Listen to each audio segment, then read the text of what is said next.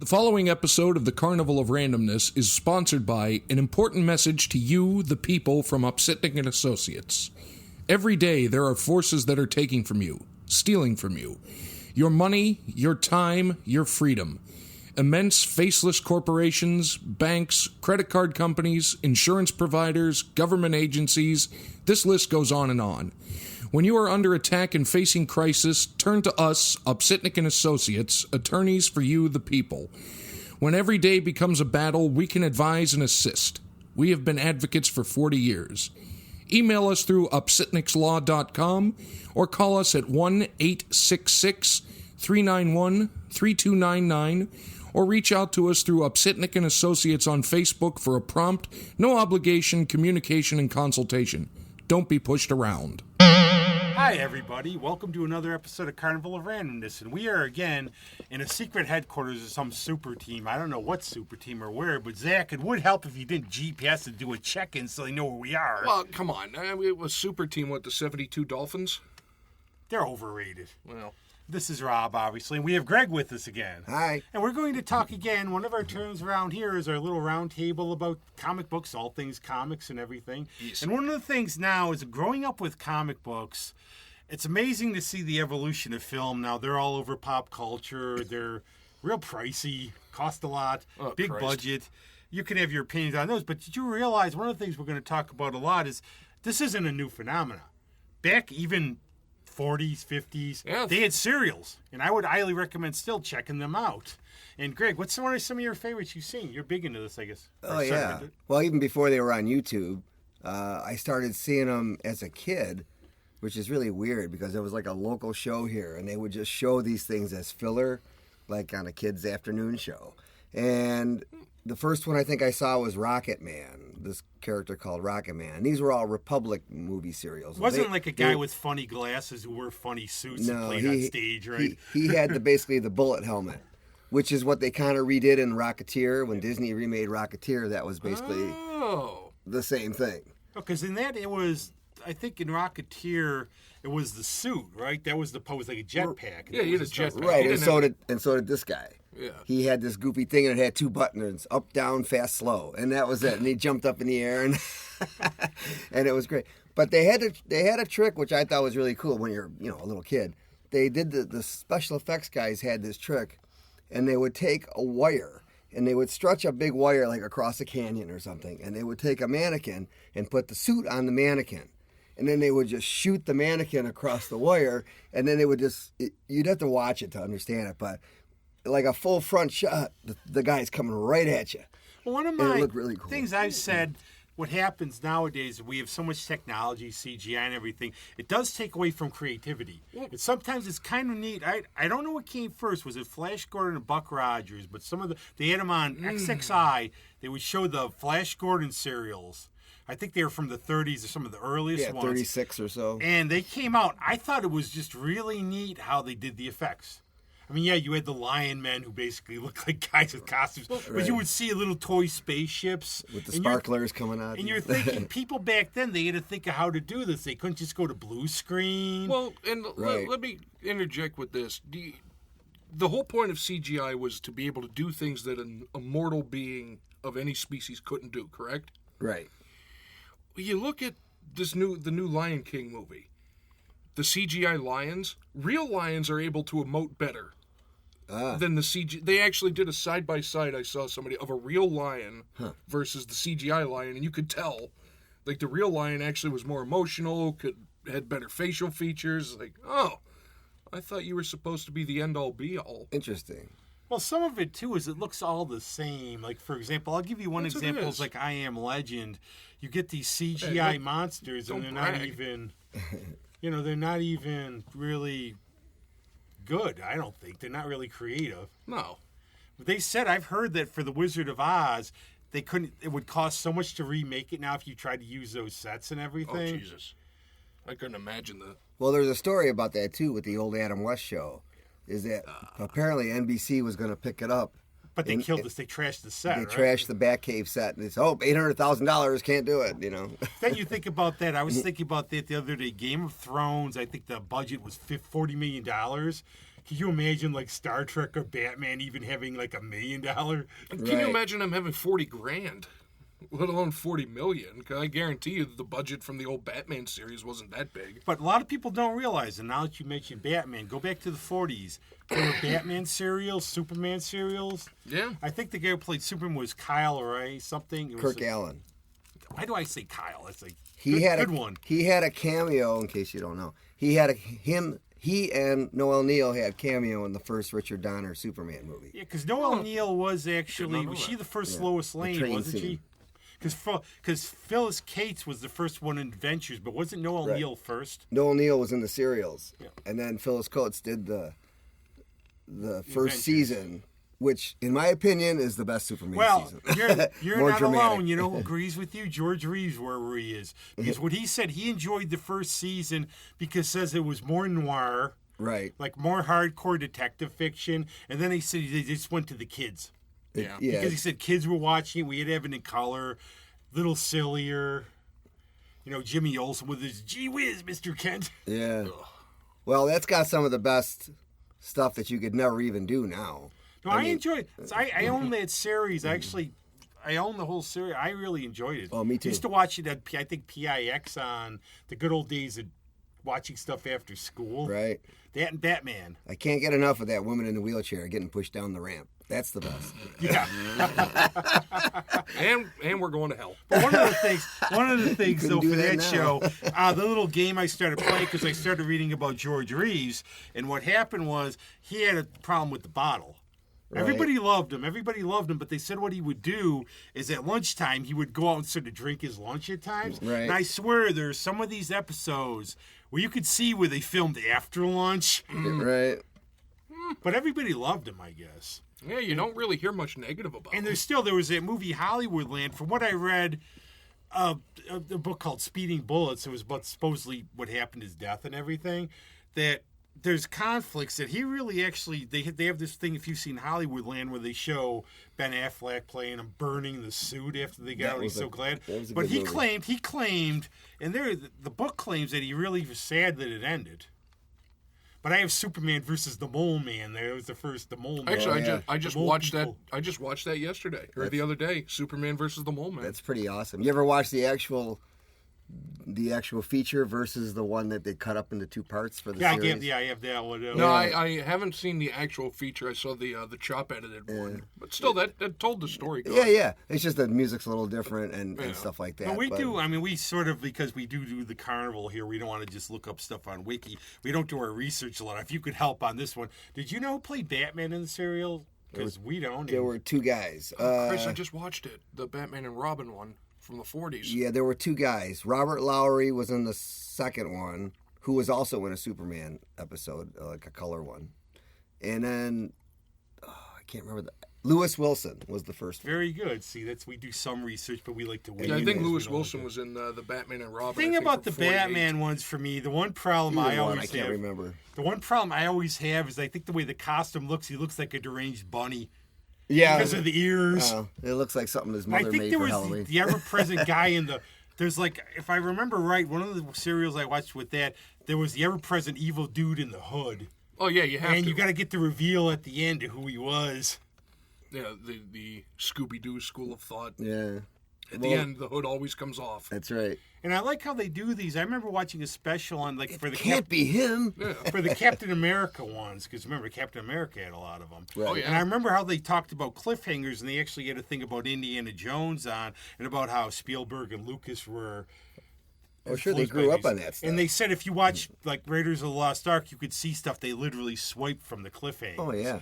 And they showed, for example, a Captain America one where they show him dying, like the car falling over the cliff. So, second episode, while you're waiting, Right. you come back, they show from another angle how he jumped out of the car. Yeah, they show it from the side. There's always a cheat shot. Yeah, an extra. But there are lots of these, too, because there's, like, I remember the Sheena, Queen of the Jungle. Well, that's the thing. There was a bunch, and they weren't always all the characters that are still around. You have, like, what is it? A lot of the Hap jungle Hannigan or characters. Hap Aragon. Crash Craddock. Yeah. Commander Cody. Yeah. Who was actually Rocket Man. Yeah, he was. They just There's resurfaced. the one Zombies of the Stratosphere with the young Leonard Nimoy. Yeah. Yeah, that was a good one. Bela Lugosi, I think, was the villain of that one. But now, do you think they could get away with stuff like that, especially serializing it, because there was no internet and people could leak information about it? A lot of these Netflix shows are basically serials.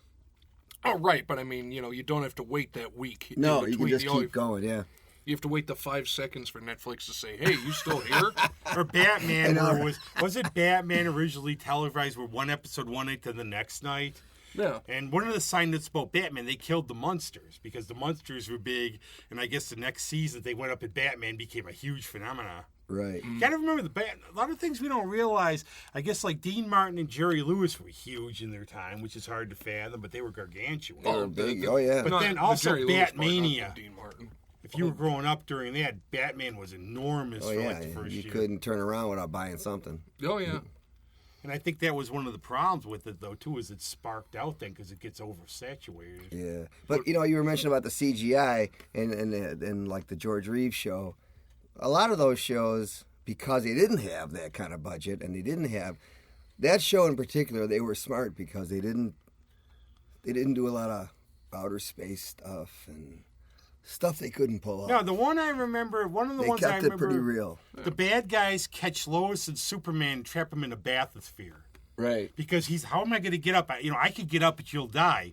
So what he does is he just eventually gets the idea, he unhooks it, and he pulls it up by the rope. Right. But the one that gets me is always, you have to have a little suspension of disbelief, about the idea of Clark and Superman, because the one thing he didn't really do well is he was sort of Superman, he didn't change the character at all.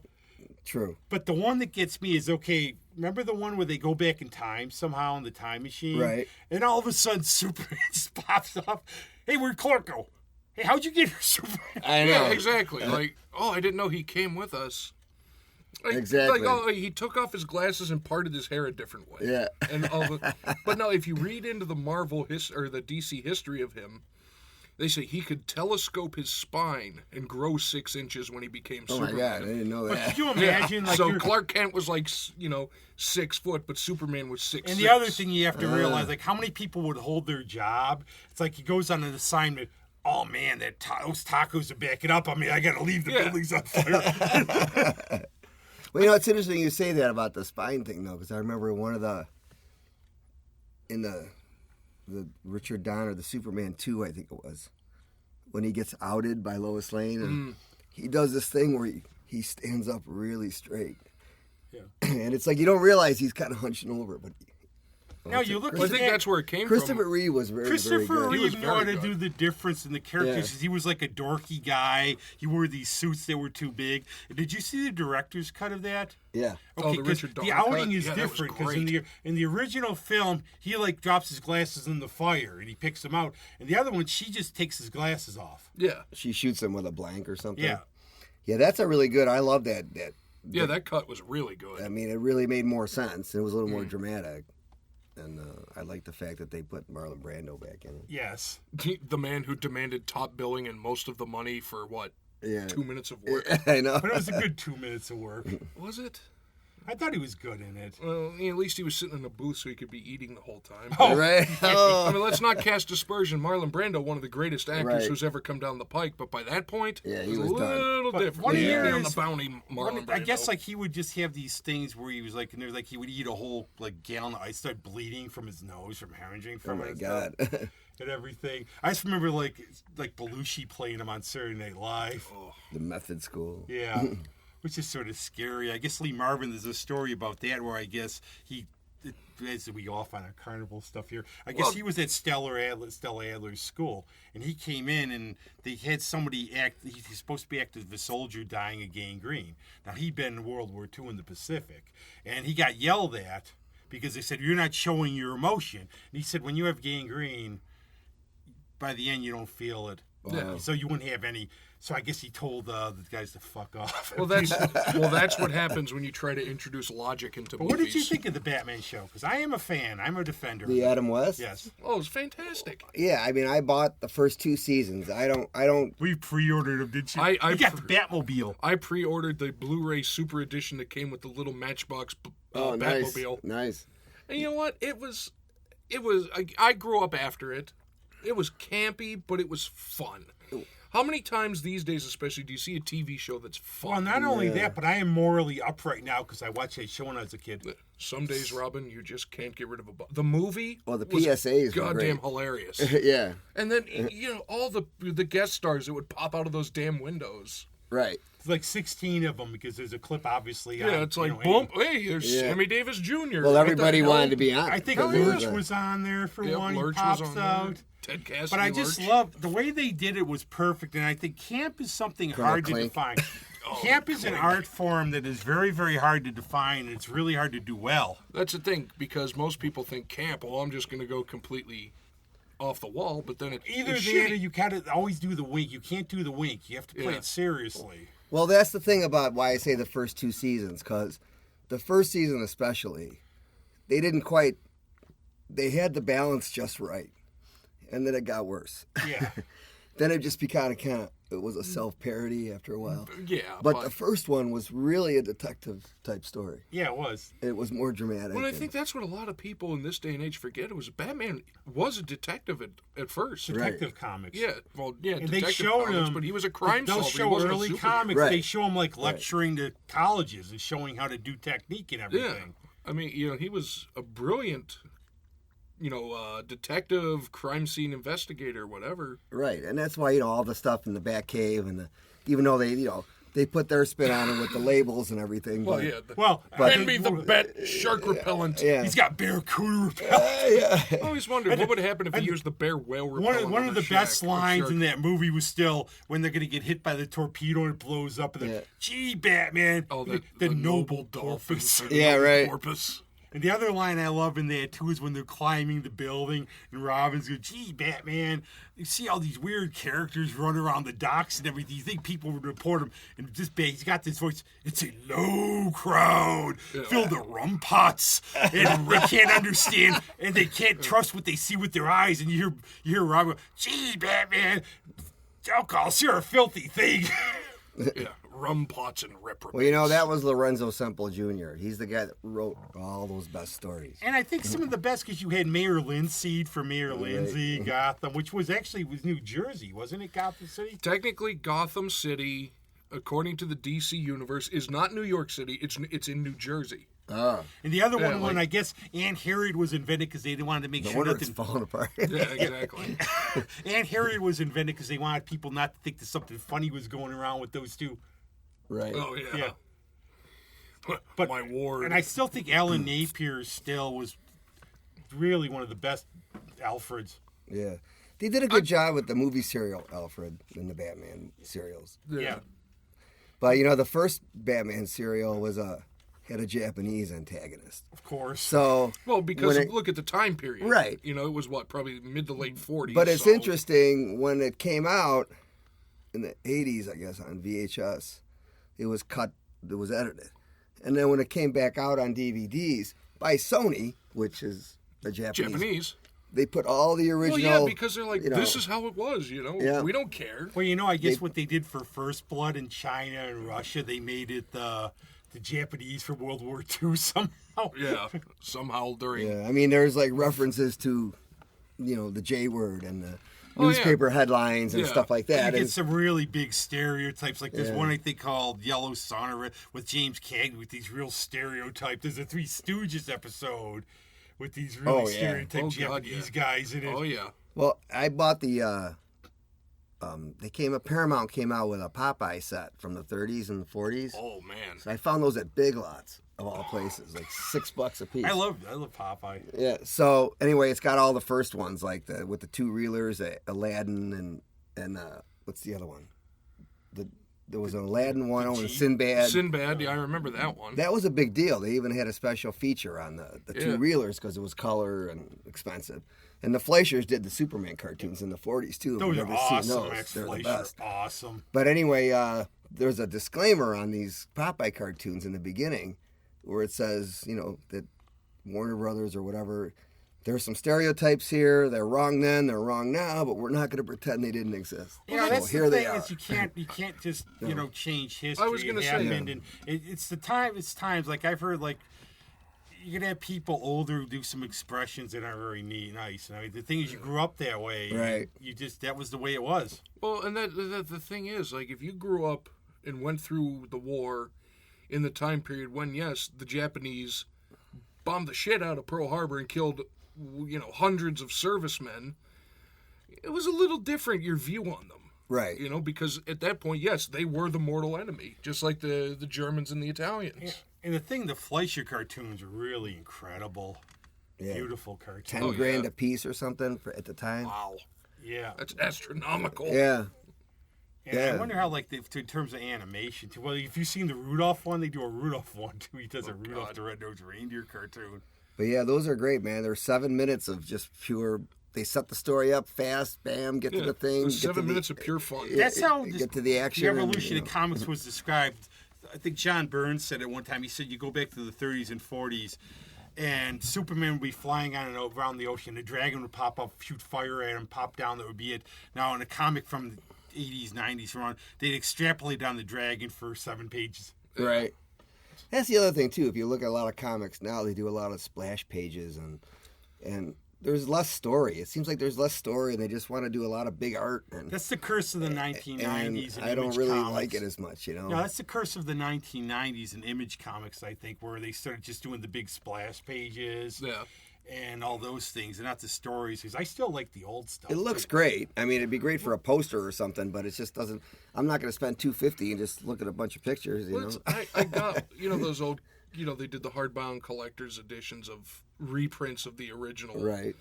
I got, I think it was Spider-Man, 20 through 30 or whatever. And I'm reading it, and it's just hilarious watching them describe what they're going to do while they're in the middle of doing it. Right. The villain has Spider-Man over his head. It's like, I am going to throw you to the ground with such force. Exactly. Just do it. Why are you explaining it? I have a Daredevil one like that, the first 25. Well, you know what? I think a lot of that comes from radio. And at first, a lot of times, a lot of stuff was written in radio style. And you remember over descriptive. Years ago, I used to like to listen, and I think it was on an AM station. I could be wrong, but they would have One Step Beyond. They had Shadow episodes on. Oh yeah. And I used to love these old. I still look them up on YouTube. I still find the old Shadow episodes. Well, do you have Sirius XM at all? No. Okay, because they have a channel devoted strictly to old radio, classic radio. I think that's really cool. Yeah, those old radio serials. I mean, Jack Benny and whatnot, but some of the stuff is pretty funny. I think probably the best one, and this is a real mark of the times, was the villain gets caged in a fire cell. He's like, oh God, this fire's too hot even for my asbestos armor. Yeah. Okay. Well, you remember, so you don't have to worry about the villain because he's going to die of cancer in 10 years. There's a difference, too, because obviously you have to be more descriptive because the person's listening. Yeah. Right. Unlike us, we try and figure out what the hell we're talking about. But just the fact that, a comic from the 60s, my asbestos armor, and now we look at it that'll kill you. And then he survived the fire, and then he died 10 years later. You didn't have to worry about Spider-Man kicking the hell out of you because the damn asbestos ate you. It's like go on YouTube or somewhere and watch the old commercials of doctors endorsing cigarettes. As they're smoking. Yeah. Have you ever looked at a thing? I had them on this. I bought this. I buy a lot of dumb DVDs. Oh, I do too. Look who you're talking to here.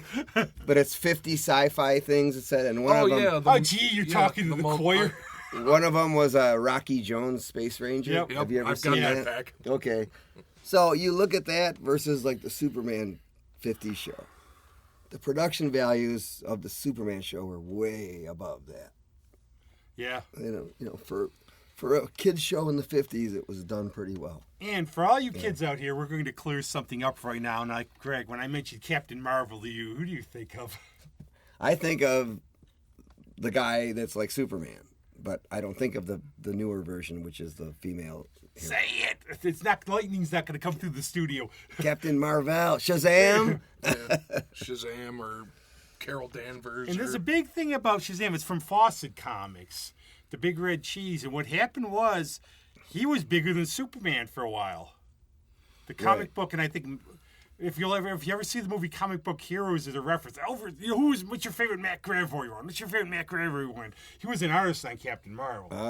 And it's like, you don't know, you're a dabbler. But they were bigger, and there was a big lawsuit because it was outselling Superman. Yeah. And the thing you have to realize, like... What? Marvel sued somebody? No! These days, that wasn't Marvel, DC. Oh, yeah, that's right, because Captain Marvel was the DC character. Yeah, now the Marvel, the Kree warrior from Marvel is Marvel. Yeah. Okay. Whatever. But one of the things there was you got to remember in the day, these days a best-selling comic will still sell 6 figures, but won't even... In those days, some of those issues of Superman would sell 6 million. Yeah.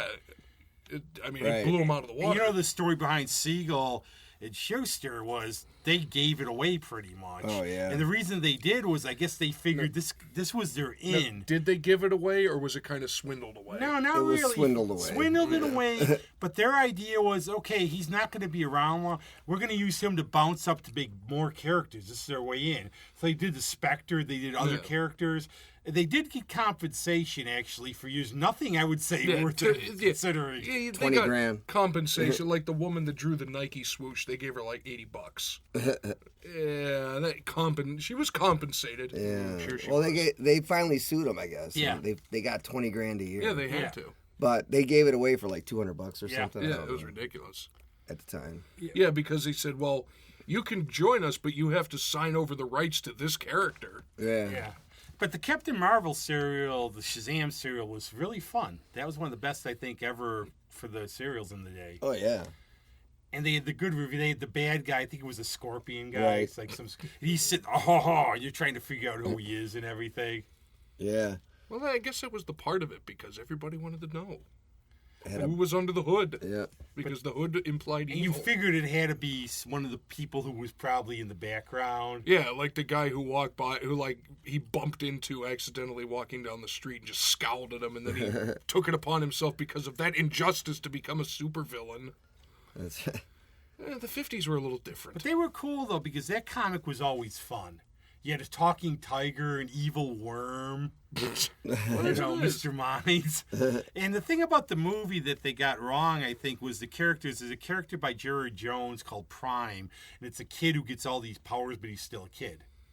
And the thing about Captain Marvel, when you get these powers, you say Shazam, it's Solomon, Hercules, Atlas, Zeus, Right. Achilles, Mercury. Yeah. So you're endowed with, it's like if you watch the 70s TV show ever, I've seen parts of it. you could get it I at did. the library. Yeah. And it's one of those things where you get a guy getting driven around by Mentor, who's Les Tremaine, who you'll see in a lot of, you probably, if you got Yeah. one of those packs, you've seen him. Yeah. He's in the slime people. Oh, yeah.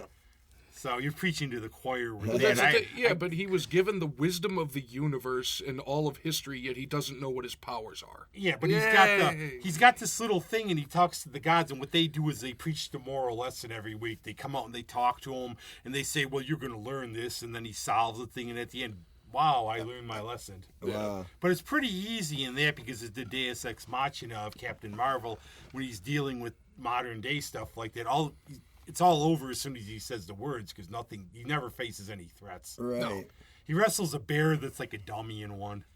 Like in Lou Ferrigno with the Hulk when he fights a bear, you can see the obvious dummy going flying across the air. I will have to look that show up because I've never seen it. Yeah, it was on for 28 episodes. It was actually Jackson Bostwick was in it, then he got canned, and then they had some other guy in it. I remember the Spider-Man, the Nicholas Hammond I 70s do too. Spider-Man, which I thought was okay. For his time, and I think when you're that age and they come on, it's a big thrill. Yeah. Yeah, because it's something new, and if you'd never seen it before, it's your comic characters are coming Did you to know life. there's a Right. Japanese one? No. You can look it up. There's a Japanese Spider-Man show. That Wow. doesn't surprise me. There was. No, that sounds about right, yeah. Yeah, so they've done that. But Nicholas Hammond, I thought it was they didn't have any supervillains in it. I don't recall. No, it was just like evil rich guys and stuff. Oh, yeah. Yeah. The robber barons. You know, it's funny when you look at the way comic books started as reprints of Sunday newspapers. Yeah. And they just put them together in a book. And then all of a sudden, the original stuff wasn't around until I think Batman showed up.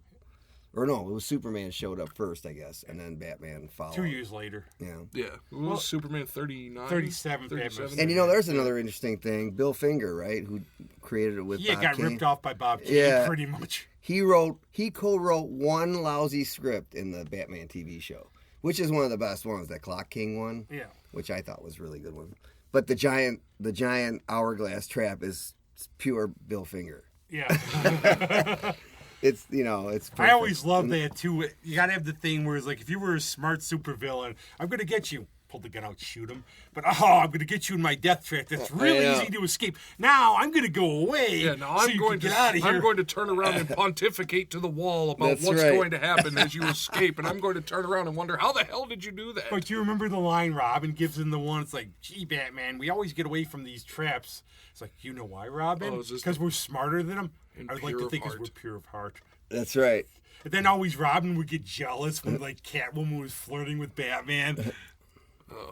Did you have a favorite villain out of the show? I thought they were all very well done. I thought they were really good. I liked, well, obviously I liked the Riddler, the way Gorshin Best did Riddler it. ever. Frank Gorshin was amazing. I really liked the silent movie story. That was a really cool story. That Riddler show, the one where they tie him over the vat and it explodes, that was the first one I ever saw. That was a good one. I like the Bookworm one, believe it or not. Even though Roddy McDowell. Yeah, even though it wasn't, they made him up, but I thought it was a really cool story.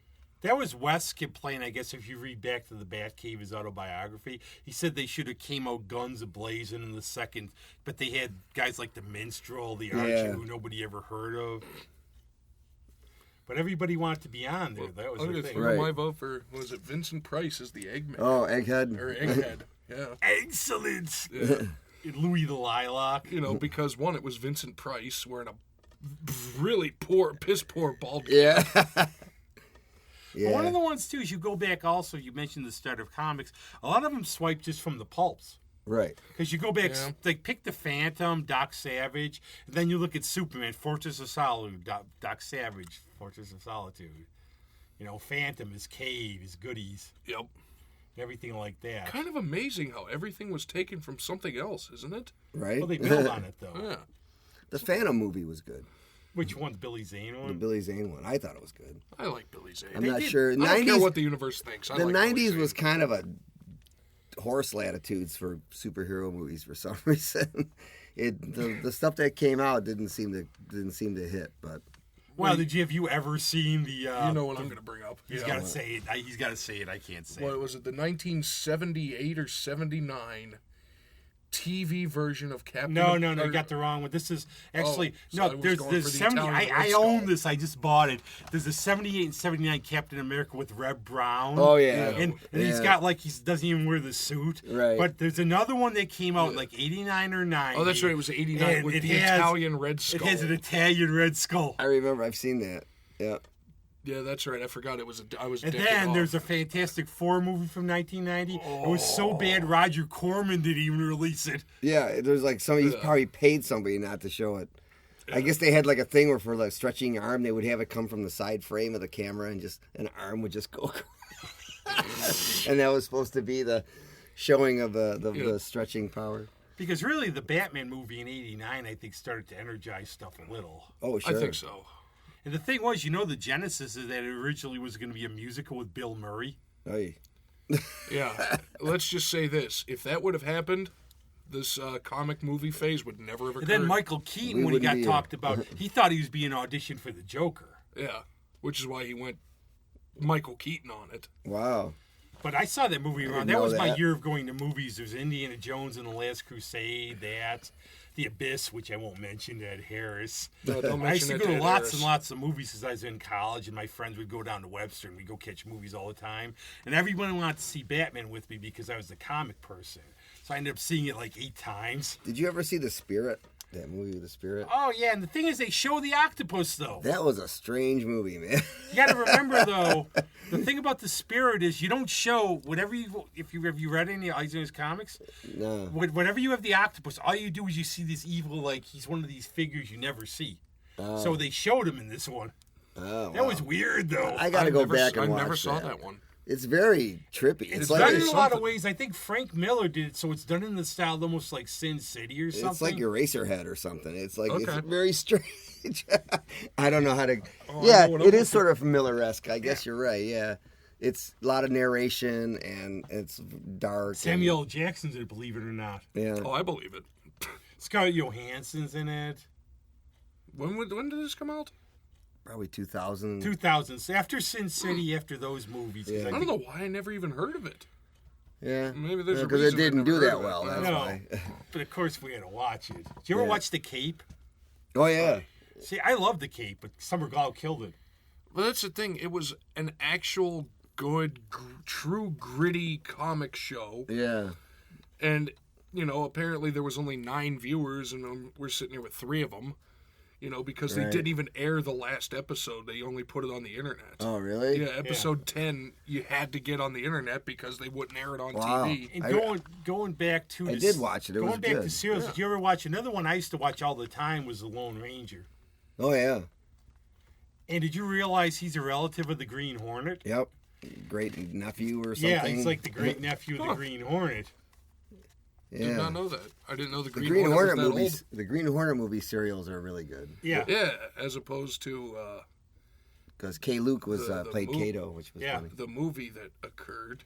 Well, one of the things was that Oh, I guess yeah, the movie was horrible. I guess you do not mess with Bruce Lee, and I guess Burt Ward was all full of it, saying, "I've taken a couple yeah. martial Yeah, arts." he- He's like, yeah. so Bruce Lee broke a light.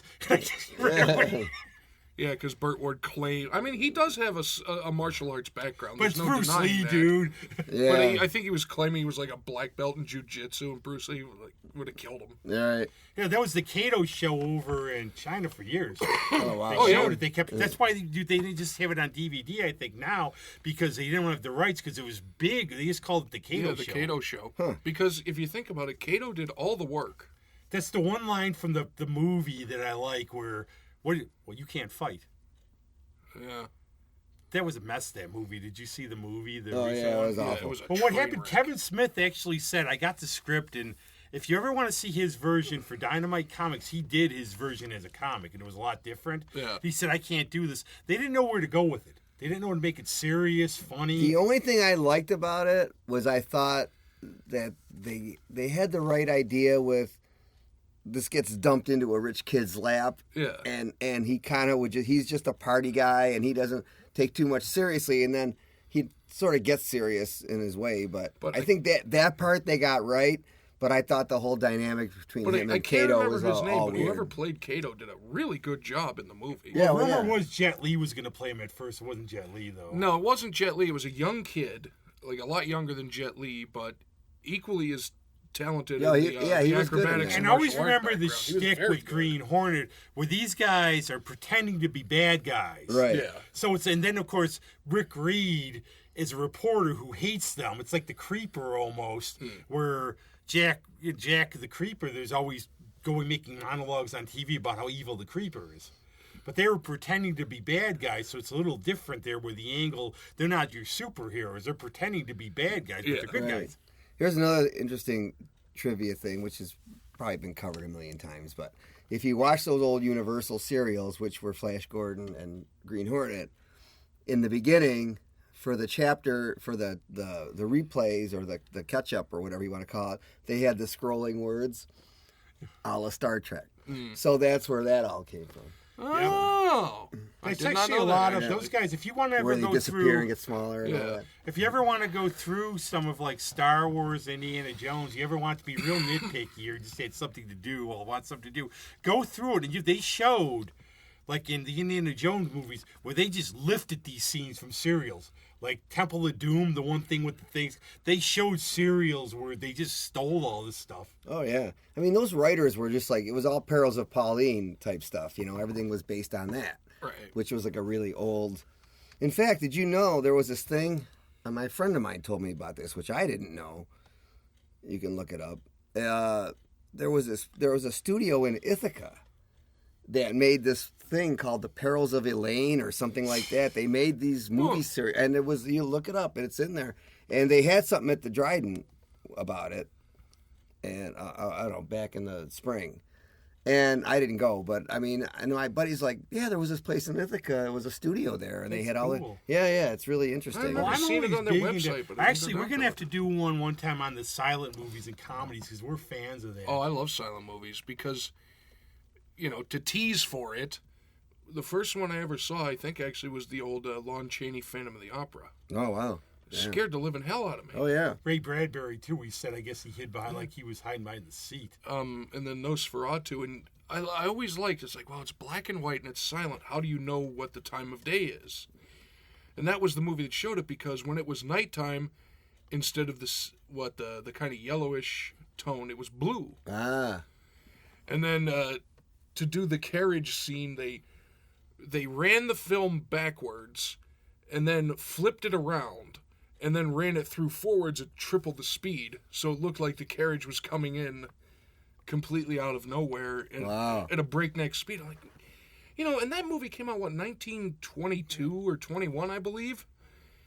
Amazing the things that they were able to get away with. Oh, sure. It goes back to you said about expertise and the art form, and the what'd you say, the creativity. You had how to make things. How are we gonna make? Well, we could do this. We could do that. I think a lot of things like when you're limited like that in terms of technology, you have to improvise. Yeah. I think about one of the ones I grew up on from XXI was Harold Lloyd. Oh, Harold Lloyd's great. And That I guy just was a watched him master. do those that he never got killed. Yeah, like, the old stereotypical, the building falls down and he somehow is standing right where the open window was. That Buster Keaton. Oh, yeah, Buster Keaton. That was Buster Keaton. There was but yeah, that's funny Oh, stuff. Harold Lloyd was the clock. The clock. The right. clock. Yeah. And he was always sort of getting, and it's funny because he does do talkies at the end. And it's Yeah, but weird. he didn't really like him because I know he refused to, late in life, he refused to sell the rights to the silent movies. Huh. Because he said they weren't designed for a small theater because you need an orchestra to really get it, and a guy with an organ isn't going to cut it. Right. What would you well, say he's right. in terms of like from them? Because I'm a big fan of the serials and all these. Oh, yeah. Would you say because we have all this technology now, we're lacking a little creativity? Absolutely. Where everything seems like it's almost like I can almost from now a lot of comic book movies. To be honest, now I'm not even really interested because I could go in and tell you exactly. Okay, we're gonna have the opening action scene. It's gonna do this, and it's nothing really. Well, everything has become so formulaic because, they're looking at it and, if it ain't broke, don't fix it, because people are still going to come for opening action scene, dull, middle action scene, dull, climax, movie over, Right. post-credit scene. Well, it's funny when you watch a lot of these. Well, I do anyway. I do too. Special features Oh, yeah, they're fun. deleted scenes. Every time, it almost 95% of the time, the guy, the director or whatever, is saying, "Well, this was a great scene. I really wanted it in there, but it slowed the movie down. It slowed the movie. You always hear that. Well, we wanted to keep the thing. Like, the movie's 3 hours long. And- Knock it off. And the thing is, that's what I found the trouble with some of those other Marvel movies, like the 20th Century Fox ones, Fantastic Four and all that. Back when and- Fox owned the rights to X-Men. And yeah, it's like they were doing the 90-minute thing for short attention span theater. It's like they didn't develop things very well. I've always felt that, especially those old Fox X-Men movies, well, the first two were great. I mean, they could have benefited from an R rating. Yeah. Because they could have done a little more, kept it at the Well, 90, the 100 minutes. story goes, the Batman versus Superman movie. If you see the longer cut, it's great because they actually really make some of the stuff. You go, what the hell's happening? Yeah, but the one that actually made it to the theaters, I mean, you talk about piles. And the other one I heard, Right. I heard about was the Avengers, and this is not the comic book. This is the Ray Fiennes, Uma Thurman, Steed and Peele one. That they cut it for summer viewing because they figured the kiddies and everybody want to go, See, that's- and they said that if you watch the original version, it actually is a lot better. Isn't that always weird? It's like, oh, the original version was much better. Well, why the hell didn't you put it on there? Which one was that? Which one? That came out around 97, 98. It was remember Steed and Peele, the Avengers. Yeah, It was Ray Fiennes and Uma Oh, Thurman. yeah, I have that. And they That's said right. that if you have the extended cut, it makes a lot more sense. Yeah, because I thought it was a little bit. Yeah, they do that. With It's Sean like- Connery playing the villain in a rare turn. a rare heel August turn. St. Winter. He was the weather master yeah. or something. I think was it August St. Winter or Sir St. Winter or August something. St. Winter, born in the spring of summer. Yeah, That's actually, that old show was one of my favorite shows. I Because that love show it. was so quirky. It was so the cool. old the British one. Mrs. Yeah. Peel. I got that as soon as I got a bunch of those. Did you ever see the live action ones? you know, the very when he had a early guy. ones? His partner, he had a man as a partner. Well, he had Honor Blackman. Blackman. Yeah. Linda Thorson was after. Yeah. But the live ones are really weird because there's no music. It's And very really like spy. it's like a hardcore play. spy. Yeah. The one I That'd be can't interesting, remember. though. Do you ever see the New Avengers where I guess he's advising Joanna Lumley and some other guys? No. I've never seen that, but I guess he's just sort of in there as an advisor. Huh? No, I never seen that. Great series though, and it was part of the whole spy genre in the '60s, yeah. but it was just so great. Right. I like it. And a lot of those, especially, it's fun to think how well they hold up, even after 50, 60 years. Oh, I know. And now I enjoy them still, and I think a lot of people who've never seen them should go seek them out and find out to they're see really... what true comic movies are, because, to all the fans of the Marvel Universe, these movies have been... Plus, even the cartoons from the '60s, remember those, like Captain America, Oh, Thor's yeah. Mighty Shield. But to end this thing on a cliffhanger, and we'll have you back, part of the family here. A cliffhanger. Excuse me. What's coming up for you? Anything to promote? That's what we're here for. Ah, well. Stay tuned to the pre-promotion. You might hear some more of these in future episodes. That's I don't right. know. I know. I'm still playing some gigs. I got a Three Heads Brewery gig coming up at the end of August. I'm and- going to that, Brian. No, with Susie Willpower. Yeah, that one. She sent me an invite. She always sends me one. Oh, yeah, at she the- sends me invites, too. And I'm going to be doing... Love you, Susie. Yep, love you, Susie. Is Brian playing one, too? Are you playing one? I thought he was playing one at Three Heads. Not at Three Heads. Oh, at Iron Smoke. We're doing Iron Smoke Yeah. with Brian Lindsay on August 2nd. Yep. I'm going to try to make both of those. And Three Heads, lately, they've been nuts down there when I've gone there. They're jam, that guy's got a gold mine. Everything that guy does seems like it works. It's like... Well, the one he's a I went little to see, Svengali, see man. one band down there. I didn't know they had a fest there of ales.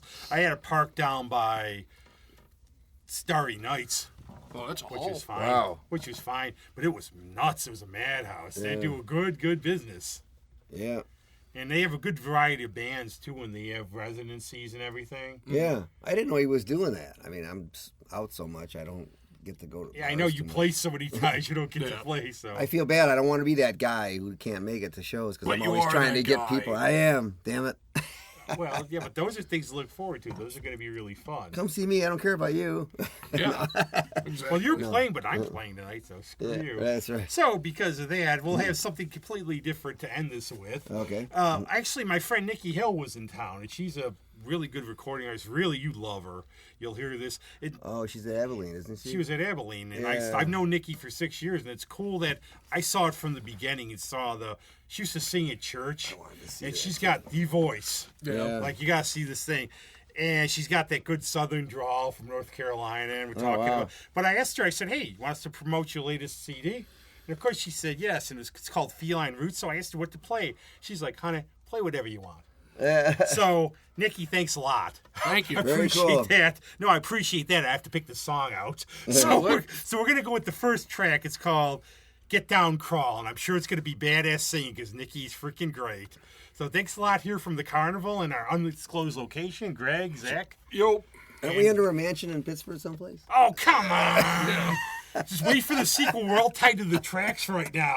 We saw ourselves out. Ruined. Where's the guy with the tall hat and the handlebar mustache? It was Snidely Whiplash. Dastardly. Thanks a lot. And if we survive, we'll see you again. Dun dun dun.